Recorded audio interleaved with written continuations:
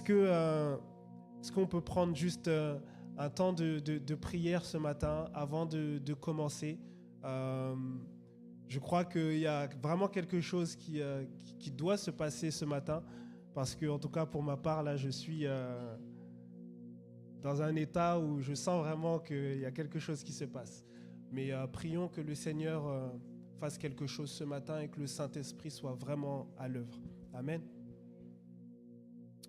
Père éternel, mon Dieu, merci. Merci parce que, Seigneur, ce matin, nous ne sommes pas là pour un homme, mais nous sommes là pour toi. Seigneur, nous sommes là, Seigneur, parce que nous savons que tu as un message pour nous. Nous savons que, Seigneur, tu veux nous parler, tu veux nous toucher, tu veux transformer nos vies. Père éternel, je prie afin que tu nous remplisses tous autant que nous sommes de ton Saint-Esprit. Je prie afin, Seigneur, mon Dieu, que tu me donnes, Seigneur, la force nécessaire afin, Seigneur, de partager ta parole. Seigneur, donne-nous, Seigneur, d'être concentrés, donne-nous d'être disposés et de recevoir cette parole afin qu'elle puisse porter du fruit dans nos vies. Dans le nom puissant de Jésus-Christ. Amen. Amen. Alors, on arrive à la fin de 2024. Tout le monde est au courant de ça? Personne n'a manqué l'information? Gloire à Dieu. Et je pense que tous autant que nous sommes, nous avons tous des témoignages pour 2024. Nous avons tous plein de choses qui se sont passées dans notre vie, des choses qui sont positives comme des choses négatives. On a de quoi remercier Dieu. Il y en a aussi qui quittent là 2024 avec des questionnements, avec peut-être des demandes spécifiques. Et il y a 2 jours, il me semble, 2 jours, on s'est réunis ici avec les jeunes adultes, Rising Up. Et donc, on a pris un temps pour partager, échanger les témoignages des uns des autres. Et moi, ça m'a fait me souvenir d'une chose. Ça m'a fait me souvenir de quelque chose que Dieu a fait dans ma vie. Je vous ai déjà partagé ça, mais ça m'a fait me souvenir d'un de ces moments où mes parents, ma famille et moi avons été dans ce que j'appelle une situation impossible. Une situation impossible.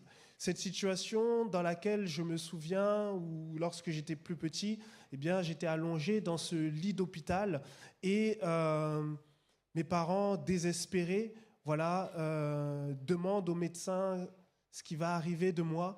Et les médecins disent, mais c'est terminé, c'est fini. Et votre enfant ne pourra pas s'en sortir, en tout cas, il ne pourra pas sortir d'ici vivant. Et s'il sort d'ici vivant, c'est que vraiment, il sortira d'ici en tant que légume. Et à ce moment-là, je me mets à la place de... Je ne me mets pas forcément à ma place, parce que à ce moment-là, moi, je suis dans le coma, donc je n'ai pas forcément conscience de tout ce qui se passe, mais je me mets à la place de mes parents, et je me dis, mais ils doivent se sentir impuissants.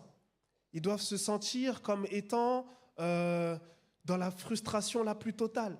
Ils doivent se sentir dans une situation totalement bloquée. Vous savez, ce genre de situation où tu as l'impression que, eh bien, la suite ne dépend pas de toi. Ce genre de situation où tu as envie que ça change, mais malheureusement, c'est comme si tu n'y pouvais rien.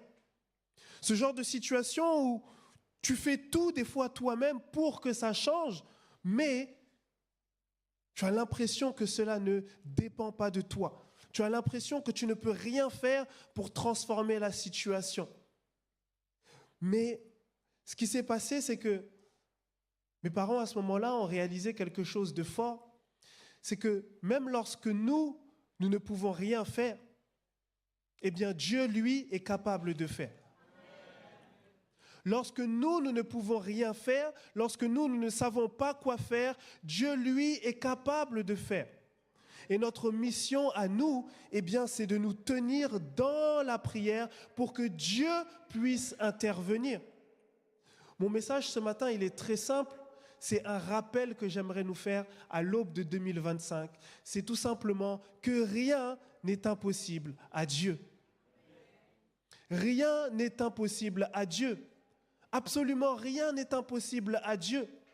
Peu importe la situation compliquée, la situation impossible dans laquelle chacun peut se trouver aujourd'hui, sachez que rien n'est impossible à Dieu. Beaucoup de personnes se sont retrouvées dans ce genre de situation que je qualifie de situation impossible. Beaucoup de personnes dans la parole de Dieu se sont retrouvées dans ce genre de situation. Ce matin, nous allons prendre l'exemple de Pierre.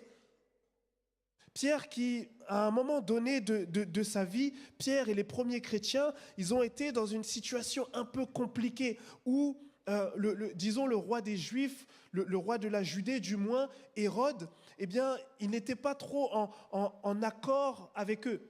Il n'était pas trop en accord avec eux, alors il cherchait à les persécuter, il cherchait à les faire mourir. Et il a commencé par prendre Jacques et il l'a décapité, il l'a mis à mort. Et il a vu que cela plaisait énormément aux Juifs. Alors il s'est dit, waouh, si c'est quelque chose qui leur plaît, alors je vais commencer à prendre tous les autres et à les tuer également. Alors, ce qu'il a fait, c'est qu'il a prévu de tuer maintenant Pierre. L'apôtre Pierre, il a prévu de le tuer. Mais avant de le tuer, il l'a fait arrêter et il l'a jeté en prison. Maintenant, là où il l'a jeté en prison, il s'est dit, je vais le tuer à la fin de la fête. À la fin des fêtes, comme ça, le peuple juif va bien me voir, on termine la fête sur une bonne image, je décapite Pierre, tout le monde est content et moi, je serai encore plus fort politiquement. Donc, il le jette en prison. Maintenant, pour s'assurer qu'il ne puisse pas sortir de cette prison, ce qu'il va faire, c'est qu'il va le faire garder par de nombreux soldats romains. La Bible nous dit qu'il va le faire garder par 4 escouades de 4 soldats. Ça veut dire qu'au total, Pierre, dans la prison dans laquelle il était, dans sa cellule, il était gardé par au total 16 soldats. Je ne sais pas si vous vous rendez compte. 16 soldats pour seulement une seule personne. Et là, on ne parle pas de n'importe qui. On parle de soldats romains surentraînés, surapprêtés, qui savent exactement ce qu'ils font. Ils étaient 16. Pierre était dans sa cellule, il était attaché par les mains, dans sa cellule, il y avait des soldats qui le gardaient. La porte était fermée et devant la porte, il y avait encore des soldats. Et plus loin, il y avait encore des soldats et plus loin, il y avait encore des soldats. Autant dire que là, il était dans une situation totalement impossible. Pour que vous puissiez peut-être voir l'image différemment, voyez, si on ferme les portes de l'église et qu'on demande à peut-être une personne, de me garder, de me retenir, on lui dit, au péril de ta vie, tu dois empêcher Rolf de sortir de cette salle. Bon, est-ce que vous pensez que je vais réussir à sortir? C'est une personne. Il y a beaucoup de gens qui ont dit non, vous doutez quand même de mes capacités là. C'est vrai mais une personne, bon, ça dépend qui est cette personne en tout cas, mais une personne c'est déjà compliqué. Maintenant si on ajoute une deuxième personne, maintenant si on ajoute une troisième personne, maintenant si on met 10 personnes devant moi ici dans la salle, et ces 10 personnes ont la mission de m'empêcher de sortir. Est-ce que vous pensez sincèrement que je vais réussir à sortir d'ici? Et maintenant, si on met 16 personnes, là, comment ça va être pour moi pour quitter ce lieu? Ça va être impossible. Maintenant, supplément de ces 16 personnes, si on m'attache et qu'en plus on ferme toutes les portes, vous comprenez bien que là, on rentre dans quelque chose qui est vraiment de l'ordre de la mission impossible. Je précise juste qu'il n'y a pas le temps qui s'affiche. On rentre dans quelque chose qui est vraiment mission impossible. Et c'est la situation dans laquelle se trouvait Pierre. On nous dit ici, dans Acte 12, verset 4-5, que après l'avoir fait arrêter et jeter en prison, il le mit sous la garde de 4 escouades de 4 soldats chacune. Il avait l'intention de le faire comparaître devant le peuple après la Pâque. Pierre était donc gardé dans la prison et l'Église adressait d'ardentes prières à Dieu pour lui. Pierre était donc bloqué dans cette prison, dans cette situation complètement impossible, et il n'y avait aucune chance pour lui de sortir de là. Il n'y avait aucun moyen logique, aucun moyen humain par lequel il aurait pu sortir de là. Mais ce qui se passe lorsqu'on lit ce texte, c'est qu'il y a quelque chose de très important. Quelque chose de très important, encore plus important que le fait d'être jeté en prison, encore plus important que le nombre de personnes qui le gardaient, encore plus important que le fait qu'il était attaché. Eh bien, c'est le verset 5 qui nous dit que Pierre était donc gardé dans la prison, mais l'Église adressait d'ardentes prières à Dieu pour lui. L'Église priait pendant que Pierre était en prison. Pendant que Pierre était dans sa situation impossible, l'Église était en train de prier. L'Église, à ce moment-là, a compris quelque chose, c'est qu'il y a une puissance dans la prière. Lorsque l'on prie, il y a quelque chose qui se passe. Lorsque l'on prie, il y a des choses qui sont débloquées dans le spirituel. Lorsque l'on prie, les choses bougent, les choses changent, les choses avancent. Lorsque l'on prie, des choses se passent.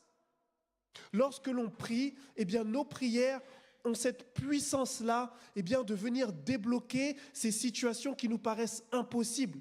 Lorsque l'on prie, Dieu permet que ce qui était autrefois impossible devienne possible. Et ici, l'Église s'est réunie, l'Église a prié. Et est-ce que vous savez ce qui s'est passé ?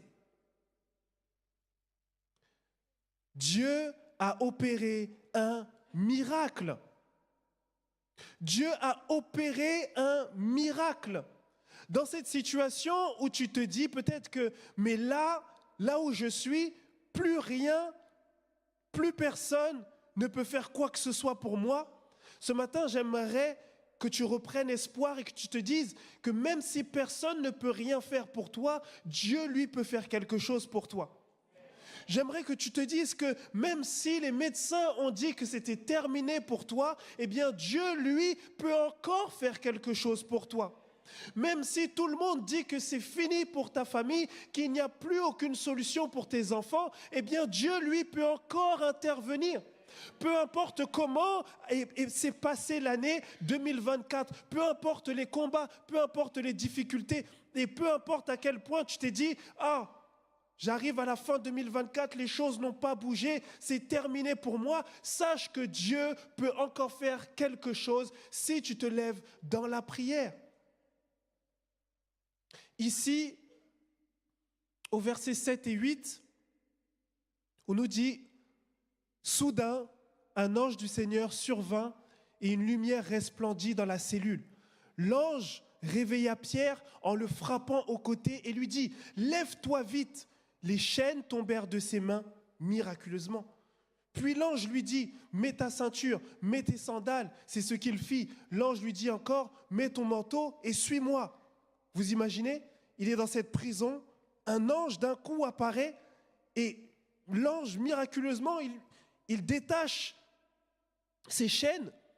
Miraculeusement, il le fait se lever. Et ensuite, on nous dit, dans les versets suivants, si on peut l'afficher, Pierre sortit et le suivit sans savoir que ce que l'ange faisait était réel. Il croyait avoir une vision.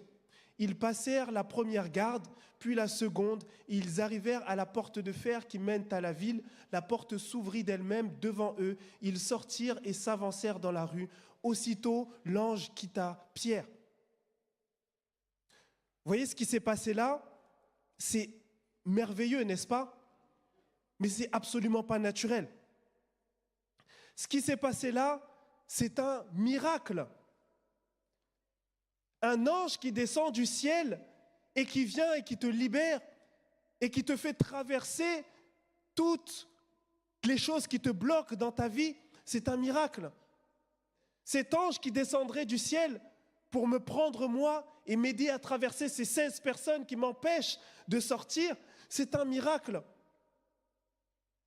Mettez-vous à ma place et visualisez peut-être cette situation qui est en face de vous.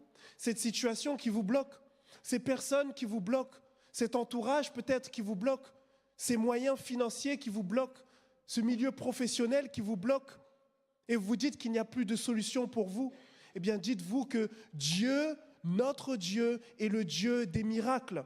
Il faisait des miracles hier, c'est vrai, mais il en fait encore aujourd'hui et il en fera encore demain parce que notre Dieu est le même hier, aujourd'hui et éternellement. Il n'a pas changé ce qu'il faisait avant, il le fait encore aujourd'hui et il le fera demain parce que la manière d'agir de Dieu ne dépend pas de lui, mais sa manière ne dépend pas de nous plutôt, mais sa manière d'agir dépend uniquement de lui.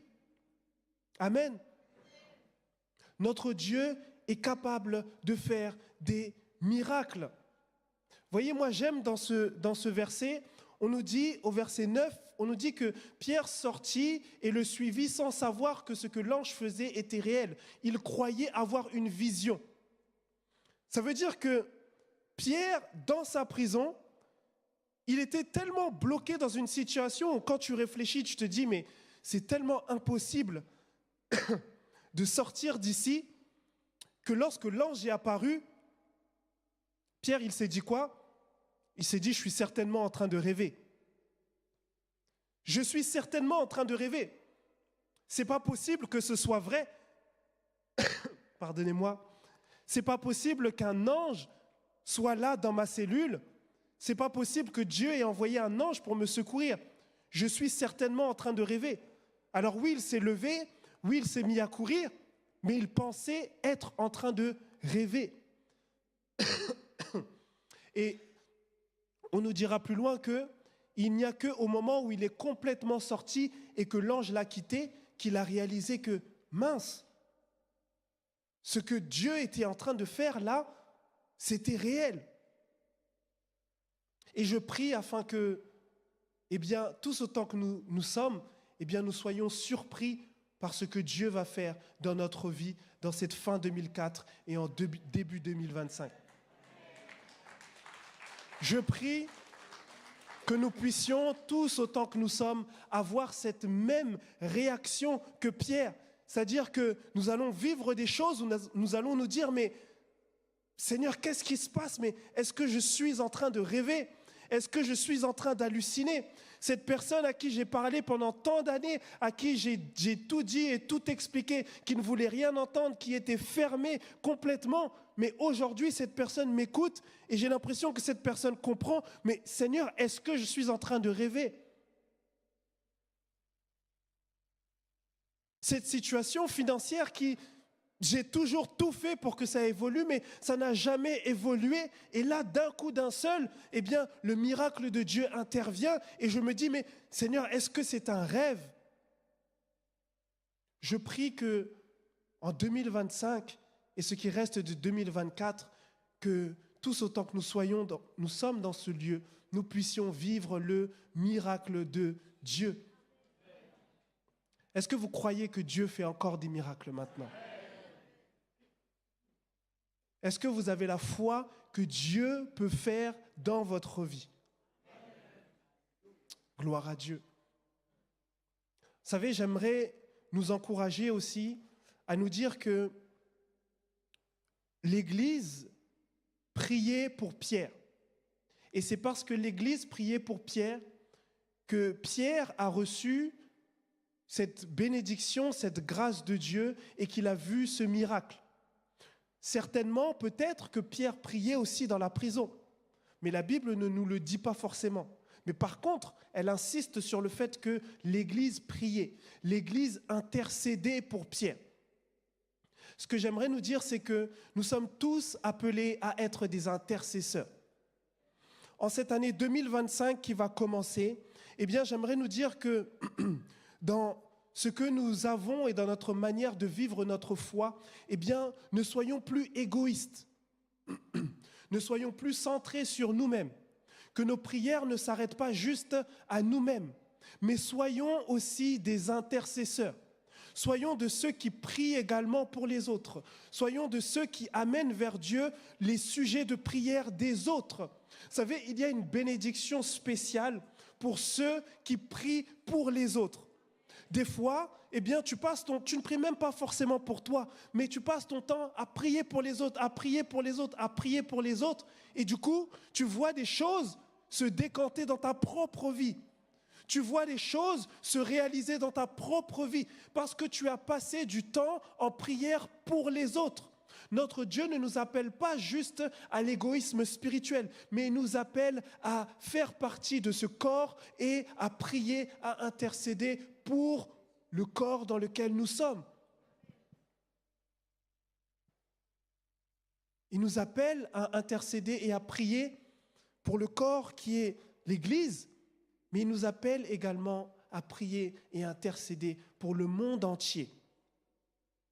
Nous sommes des intercesseurs, pas que pour notre famille, pas que pour nos enfants, pas que pour les gens que nous aimons, mais pour l'intégralité du monde et l'intégralité des personnes que Dieu met autour de nous dans notre vie. Raison pour laquelle je nous invite à être attentifs au Saint-Esprit. Parce que chaque jour qui passe, le Saint-Esprit met dans notre cœur des fardeaux. Le Saint-Esprit met dans notre cœur des personnes. Nous ne devons pas passer à côté de ça, mais nous devons prendre le temps de prier pour ces personnes. De prier pour ces personnes. La Bible nous dit, portez les fardeaux des uns des autres. Portez les fardeaux des uns des autres. Soyez bons les uns envers les autres. C'est à ça que l'on reconnaîtra que vous êtes de moi. C'est ce que dit Jésus.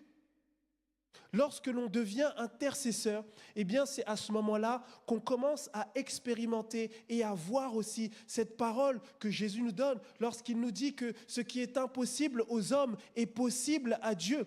Lorsqu'on mène une vie où on passe notre temps à prier aussi pour les autres, c'est là où on voit que Dieu agit, que Dieu fait des choses, qu'il se passe quelque chose. Des fois même, on ne parle pas avec les gens, mais simplement, on a prié pour eux. On a prié pour eux. Et des fois, les gens viennent nous voir et nous disent, mais waouh, il s'est passé ci, il s'est passé ça, il s'est passé ci dans ma vie. Et là, dans notre tête, on se dit, mais gloire à Dieu. Gloire à Dieu. Gloire à Dieu parce que j'ai participé à ça. Gloire à Dieu parce que j'ai prié pour ça. Notre Dieu voudrait que, notre dimension de foi aille plus loin que cette dimension égoïste que nous avons tendance à avoir, que j'ai tendance à avoir, celle où on ne pense qu'à nous-mêmes, on ne prie que pour nous-mêmes. Cette dimension où on pense également aux autres, merci, cette dimension où on prie également pour les autres. Mais vous savez, pour penser aux autres, pour prier pour les autres, vous savez ce qu'il faut avoir ? Il faut avoir un cœur pour les autres. Parce que si on n'a pas un cœur pour les autres, c'est impossible de prier pour les autres, de penser aux autres. Ce qui fait que Jésus est l'intercesseur parfait, ultime. La Bible nous dit qu'il n'y a pas d'autre personne qui intercède pour nous auprès de Dieu que Jésus-Christ lui-même. Il n'y a pas d'autre intermédiaire entre Dieu et les hommes que Jésus-Christ homme. Et tel que Jésus est, nous sommes appelés à être comme ça également. Mais Jésus, s'il peut intercéder pour nous, c'est parce que Jésus, il a de la compassion à l'intérieur de son cœur. Et sans compassion, on ne peut pas intercéder pour quelqu'un. Sans compassion, on ne peut pas prier pour quelqu'un. Du moins, on ne peut pas prier sincèrement pour quelqu'un. Et Dieu nous appelle à prier même pour nos ennemis. Et c'est là où ça devient difficile. Parce que prier pour les gens qui nous font du bien, prier pour les gens que l'on aime, c'est facile. Mais prier pour les gens qui nous maltraitent, prier pour les gens qui nous insultent, prier pour les gens qui nous font du mal, prier pour justement ces personnes qui nous ont mises dans ces situations impossibles, c'est ça qui est compliqué. Et c'est là où nous avons besoin de la force du Saint-Esprit. C'est là où nous avons besoin de dire, Seigneur, je veux être un intercesseur, mais j'ai besoin que tu me remplisses de ton esprit. J'ai besoin que tu me donnes la force, parce que je veux le faire, mais là où je suis là maintenant tout de suite, je n'arrive pas à le faire. C'est vrai que j'aimerais prier pour lui, mais Seigneur, après tout ce qu'il m'a fait, c'est vrai que là, tout de suite, je n'en suis pas encore capable. Seigneur, donne-moi la force, donne-moi, Seigneur, la compassion nécessaire afin de prier pour lui. Est-ce que vous savez que des fois, c'est mieux de prendre un peu plus de temps et de d'abord prier pour que Dieu nous donne de la compassion, qu'il nous donne de l'amour, plutôt que de se précipiter dans une prière hypocrite. Dans une prière que l'on ne pense même pas dans notre cœur. On le dit pour le dire parce qu'on veut être religieux et on veut cocher des cases, mais on n'a pas réellement d'amour pour cette personne dans notre cœur. Des fois, Dieu préfère que l'on prenne plus de temps et que l'on lui demande de la compassion. Amen. L'Église, pendant que Pierre était en prison, l'Église a prié. L'Église a prié. Mais, voyez, Pierre, il est resté en prison quand même quelques jours. Pendant que l'Église priait et pendant que Pierre était dans sa prison, l'Église n'avait aucune nouvelle de ce qui se passait avec Pierre. Ce n'est pas comme aujourd'hui où quelqu'un est en prison, voilà, on peut aller au parloir, on peut des fois prendre le téléphone et discuter avec cette personne, on peut avoir des nouvelles, des fois même, on peut même avoir des nouvelles via les réseaux sociaux, en tout cas, il y a plein de possibilités. Mais à cette époque-là, vous doutez bien qu'il n'y avait aucun moyen de savoir ce qui se passait. Pierre était seul dans sa prison, l'Église était seule de son côté. Ça veut dire que l'Église prie, mais l'Église ne sait pas ce qui se passe. L'Église prie, mais l'Église ne sait pas ce qui se passe. Et parfois, on est dans la même situation. On prie, mais on ne sait pas ce qui se passe. On prie, mais on ne voit rien se passer. On prie, mais on ne voit pas la situation changer. Mais ce que j'aimerais nous dire, c'est que ce n'est pas parce que tu ne vois rien qu'il ne se passe rien. Ce n'est pas parce que tu ne vois rien qu'il ne se passe rien. Pendant que l'ange descendait du ciel et était avec Pierre, et qu'il libérait Pierre de ses chaînes, et qu'il sortait Pierre de prison, eh bien, l'Église ne savait pas ce qui était en train de se passer. Personne n'était au courant de rien. Et peut-être que là où ils étaient, quelqu'un aurait pu se dire, mais ça fait un moment déjà que l'on prie pour Pierre. Vous voyez bien que ça a trop duré. Ça ne sert plus à rien de prier maintenant. Laissons tomber. Passons à autre chose. Dans tous les cas, Pierre, là où il est peut-être déjà mort. Peut-être même que c'est la volonté de Dieu. Regardez, Jacques est déjà mort. Peut-être que Pierre doit suivre aussi. Ça ne sert à rien de prier. Maintenant, allons prier pour d'autres situations qui sont plus réalistes. Cette situation-là, c'est déjà fini, c'est déjà terminé. Mais vous voyez, ce n'est pas parce que tu ne vois rien qu'il ne se passe rien. C'est la raison pour laquelle la parole de Dieu nous incite non pas juste à prier, mais à persévérer dans la prière. Non pas juste à prier, mais à persévérer dans la prière. Ce n'est pas pour rien que la parole de Dieu nous dit priez sans cesse. Priez sans cesse. Est-ce que vous pouvez me dire, pour vous, qu'est-ce que cela signifie prier sans cesse? Prier sans cesse, qu'est-ce que ça veut dire?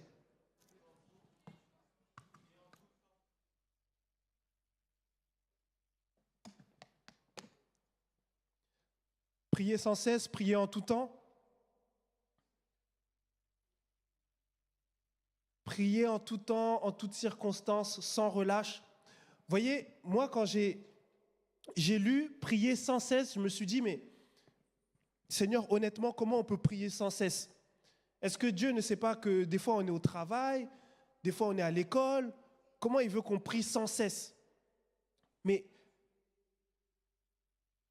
le fait de prier sans cesse, c'est un état d'esprit dans lequel nous nous trouvons.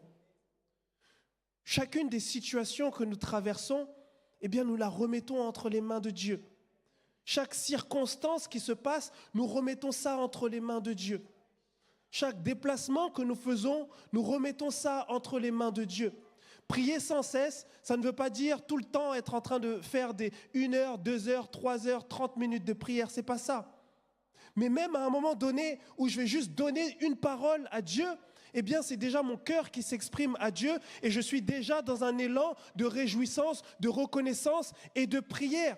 Romains 12, 12 nous dit « Réjouissez-vous dans l'espérance et soyez patients dans la détresse, persévérez dans la prière. » Soyez patients dans la détresse, parce que tant que Dieu n'a pas dit son dernier mot, eh bien ce n'est pas terminé pour vous. Il y a encore de l'espoir, il y a encore une possibilité. Même si vous ne voyez pas la situation se décanter, sachez que Dieu est à l'œuvre et que ce que Dieu veut faire, eh bien il va le faire. C'est pour ça qu'il faut persévérer dans la prière. Il faut persévérer dans la prière. Il faut persévérer dans la prière. Vous lirez le livre de Daniel. On n'a pas forcément le temps de faire ça ce matin. Vous lirez le livre de Daniel et vous allez constater une chose, c'est que finalement, le diable ne peut pas empêcher Dieu de répondre à nos prières. Mais par contre, le diable peut nous empêcher, nous, de recevoir notre prière. C'est pour ça que souvent, il nous amène à nous décourager. Il nous amène à laisser tomber, à abandonner, à ne plus prier, à ne pas persévérer. Parce qu'il sait que si nous nous mettons dans cette position d'abandon total, eh bien nous pouvons passer à côté de cette bénédiction que Dieu nous a envoyée. C'est pour ça que Dieu dit, persévérez dans la prière. Je ne sais pas dans quelle situation vous êtes actuellement.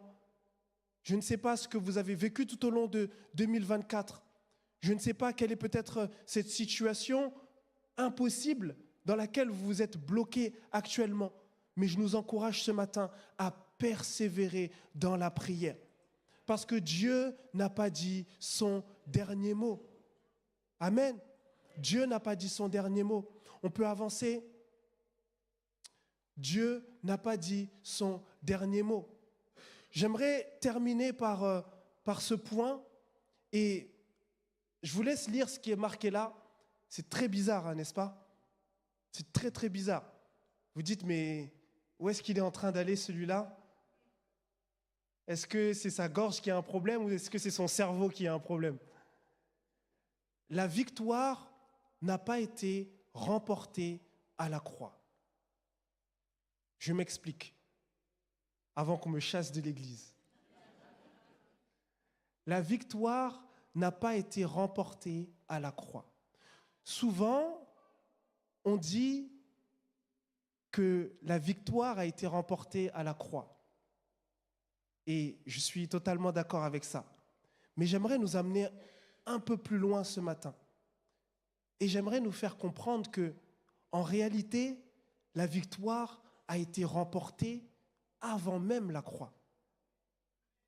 La victoire, en réalité, vous savez où est-ce qu'elle a été remportée? La victoire a été remportée à Gethsémani.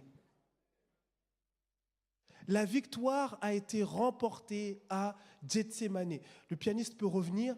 La victoire a été remportée à Gethsémani.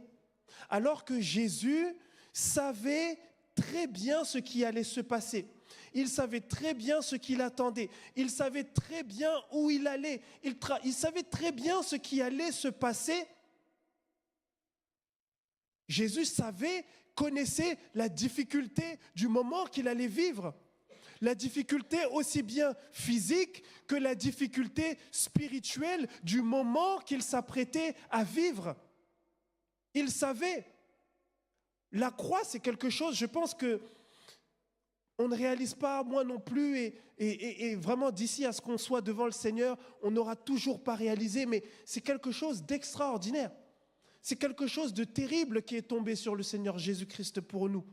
C'est quelque chose de grave qui est tombé sur le Seigneur Jésus-Christ pour nous.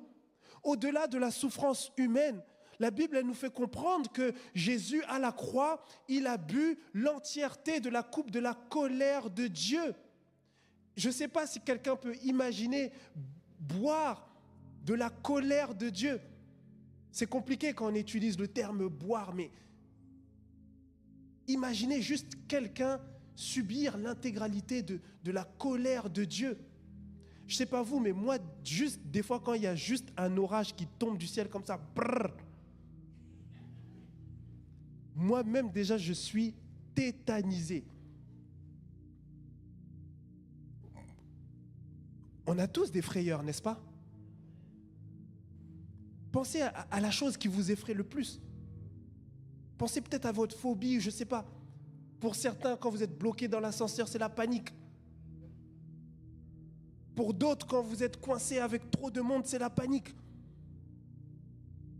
Pour d'autres, il y en a certains parmi vous qui ont rigolé quand j'ai dit les éclairs, mais il y en a certains dans ce lieu, quand ils voient un chien, même petit, ils ont peur. Vous voyez, on a tous des craintes, des choses qui nous terrifient. On a tous des choses lorsqu'on regarde la nature, lorsqu'on regarde le soleil, lorsqu'on regarde, on voit et on se dit, mais c'est terrifiant, c'est effrayant.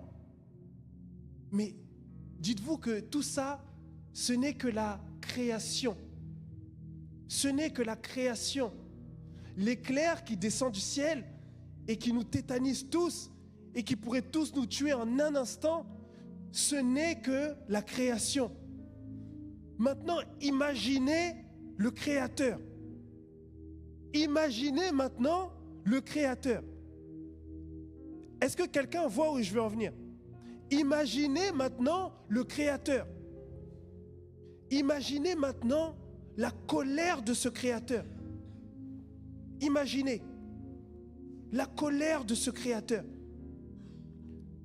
Et la Bible nous dit que Jésus, à la croix, il a pris sur lui l'entièreté, l'intégralité de la colère de Dieu. Celle qui devait retomber sur nous, elle est retombée sur Jésus. L'intégralité. C'est pas juste une histoire de... C'est vrai que souvent, lorsqu'on parle de la croix, on dit oui, les clous qui sont rentrés dans ses mains, ça fait mal, c'est difficile, on l'a fouetté, on a fait ci, on a fait ça. Et c'est vrai que tout ça, humainement, c'est terrible. Mais ce n'était pas ça le plus compliqué pour Jésus. Spirituellement, ce qui s'est passé à la croix, c'était terrible. C'était terrible. Et moi, je crois que Jésus, il avait ça en tête lorsqu'il partait à Gethsémani. Lorsqu'il est monté sur cette montagne pour prier avec ses disciples, avec ses amis, je crois qu'il avait tout ça en tête. Et c'est la raison pour laquelle on nous dit qu'il était tellement stressé que du sang a commencé à couler de son front. Et ça, ce n'est pas une invention de la Bible. C'est une maladie réelle qui existe. Vous pouvez regarder sur Internet, c'est une maladie qui existe. Un niveau de stress lorsqu'il est tellement élevé. Lorsqu'on atteint ce niveau de stress tellement élevé, tellement grand, tellement large, que du sang commence à couler des pores de notre corps. Et c'est ce qui s'est passé pour Jésus. Mais parce qu'il savait pourquoi il faisait ça, alors il savait qu'il avait besoin d'aller prier. Il savait qu'il avait besoin d'aller prier. Et c'est parce qu'il est allé prier, parce qu'il a persévéré dans la prière, parce qu'il est resté fidèle jusqu'à la fin, même si ses disciples à lui, ils l'ont laissé tomber, même si eux, ils n'ont pas prié jusqu'à la fin, même si eux, ils se sont endormis. Lui, il savait pourquoi il priait et il savait que sa prière à ce moment-là, c'était l'instant le plus important de toute l'humanité. Il n'y a jamais eu de moment plus important que ce qui s'est passé à Gethsémani. Parce que si à Gethsémani, Jésus, eh bien, n'avait pas pris ce temps de prière, n'avait pas été rempli pleinement de l'Esprit de Dieu, si Dieu ne lui avait pas donné la force nécessaire, le courage nécessaire pour aller au bout de sa mission, il n'aurait pas pu aller jusqu'à la croix. Il n'aurait pas pu aller jusqu'à la croix. Et ce matin, j'aimerais nous dire que des fois, nous sommes fatigués de prier parce que nous ne connaissons pas l'impact qu'a notre prière. Si nous savions à quel point nos moments de prière étaient importants, eh bien nous aurions plus de considération pour la prière. Si nous savions ce qui se passe dans le monde spirituel, à chaque fois que l'on ferme nos yeux, que l'on met nos genoux à terre et que l'on lève nos mains vers Dieu, nous passerions plus de temps dans la présence de Dieu. Des fois, tu rentres en prière, tu ne le sais pas forcément. Il est peut-être 2h, 3h du matin. Tu dors paisiblement, mais Dieu met dans ton cœur, il met ce fardeau, il te dit, mais lève-toi, prie. Et tu te dis, non, Seigneur, je suis fatigué. Seigneur, demain je travaille. Seigneur, demain ceci, demain cela. Mais le Seigneur te dit, lève-toi, prie. Parce que ce qui est en train de se passer à cet instant, tu n'as pas idée. C'est l'avenir de ta famille qui est en jeu à ce moment, en ce moment. C'est l'avenir de l'Église qui est en jeu en ce moment. C'est ta santé qui est en jeu en ce moment. Et si Jésus-Christ, lui, a pu persévérer à Gethsémani, alors nous aussi ce matin, l'encouragement que je nous donne, c'est de persévérer également dans la prière. Parce que si Dieu nous donne la possibilité d'entrer dans sa victoire de la croix, eh bien, il nous donne également la responsabilité d'entrer dans sa prière de Gethsémani. Il n'y a pas de croix sans Gethsémani. Il n'y a pas de résultat sans prière. Il n'y a pas de récolte sans semence. Alors ce matin, je ne sais pas avec quel sujet tu es venu dans ce lieu, mais je vais nous inviter à tous nous tenir debout.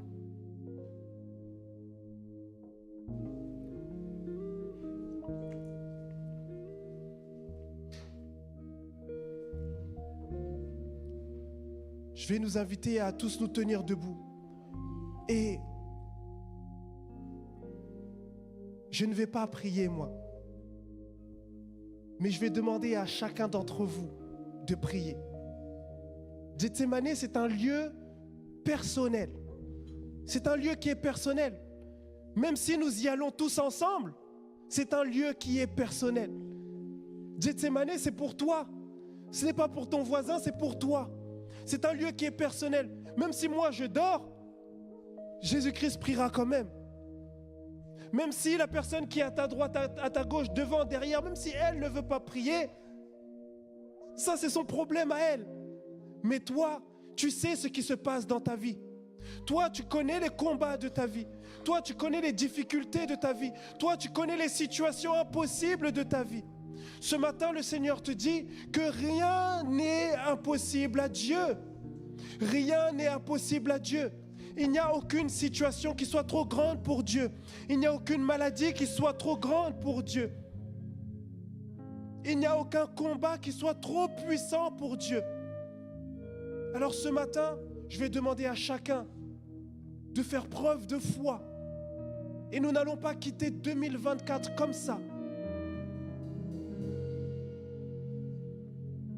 Mais nous allons prier. Nous allons mettre nos difficultés devant le Seigneur. Nous allons mettre nos combats devant le Seigneur. Élevons notre voix tous ensemble. Mettons notre foi devant Dieu. Que celui qui a un combat élève sa voix. Que celui qui a des problématiques élève sa voix. Que celui qui vit une situation impossible élève sa voix. Que celui qui a à cœur ses amis élève sa voix. Que celui qui a à cœur sa famille élève sa voix. Que celui qui a à cœur l'Église élève sa voix.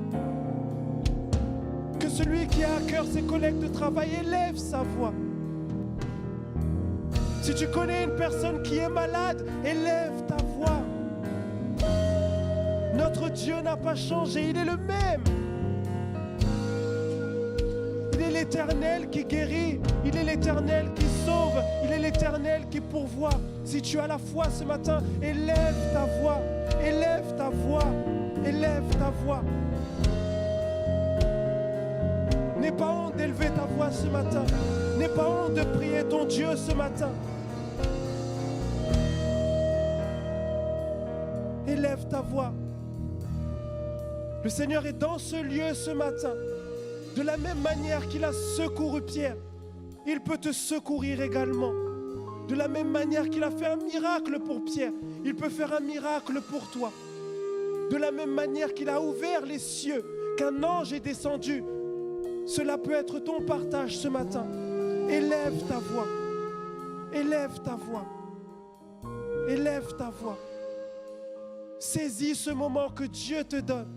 Saisis cet instant que Dieu te donne. Saisis l'importance de ce moment. Élève ta voix.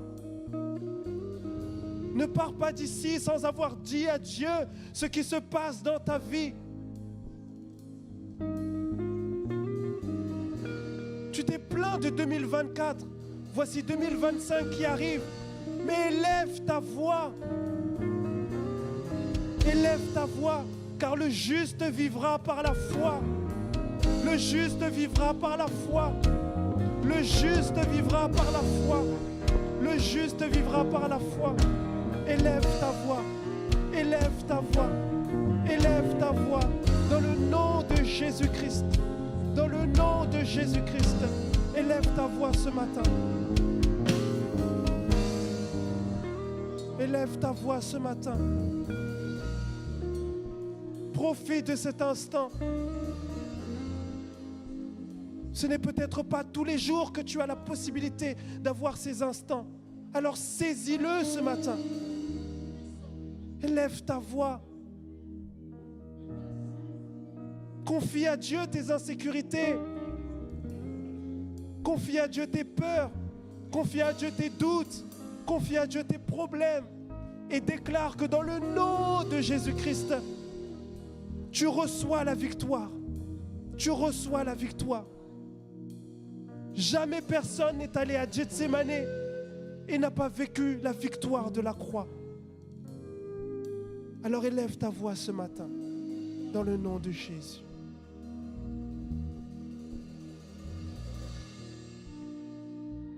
Merci de nous avoir suivis. Si tu as apprécié être avec nous, n'oublie pas de liker et de partager sur les réseaux. Nous proposons chaque dimanche 2 célébrations.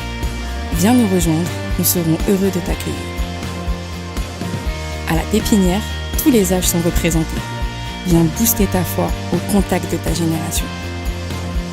Besoin d'un rendez-vous? Nos pasteurs se tiennent à ta disposition. N'hésite pas à les contacter. Si tu as des questions sur la foi ou sur la Bible, tu peux en discuter avec notre équipe pastorale. Inscris-toi dès maintenant. Tu peux suivre nos prédications, posts et actualités sur les réseaux. N'oublie pas de visiter notre site internet. Tu veux t'intégrer et nous connaître un peu plus? Télécharge dès maintenant notre application et reste connecté. À bientôt, à la Pépinière.